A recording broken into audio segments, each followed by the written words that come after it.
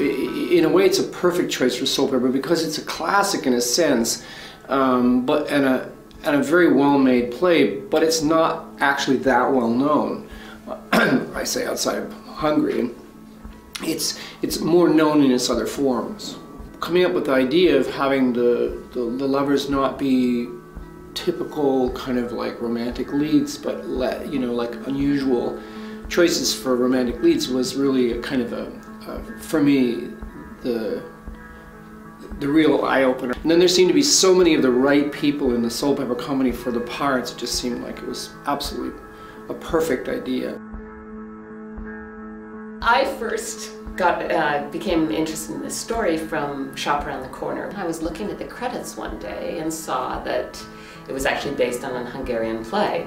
So I checked around to see whether there was a version of this, an English translation of this that Soulpepper or somebody could produce.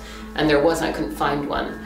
It's got wonderful characters, just dreamy characters. But also it's a love story, but it's also kind of a story about a family too. Like I love this sort of, the camaraderie of the whole kind of family of Hammerschmidts is so, I don't know, I think it's something that everybody can relate to in one area of their lives or another. Like any job you've had, any time when you had to be, you know, schlepping on the side to make some extra cash, and the one thing that really kind of helps you get through it is the family and the community that you're a part of. And I think that that's a really beautiful part of the play too. And then there's the love story alongside it. There's just so much good stuff. Yeah, you know.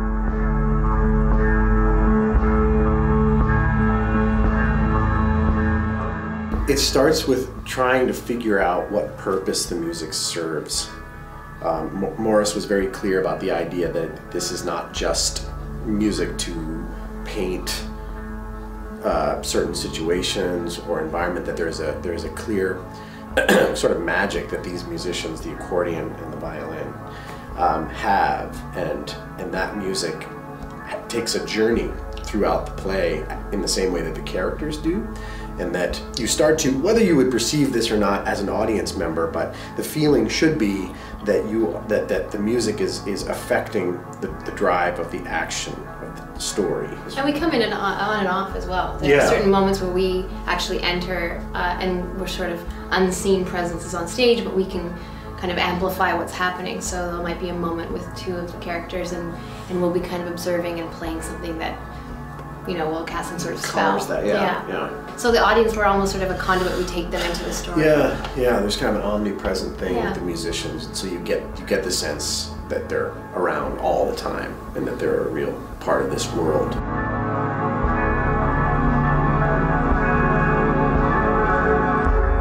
So I base my criteria for directing a play based on what I would like to see.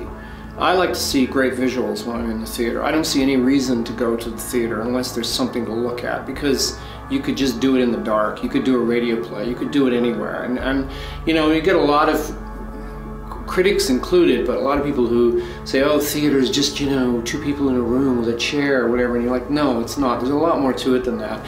And to me, that's my criteria for doing a play, because I can't think of another one. I can't do what other people want, because, you know, that's just not how it works.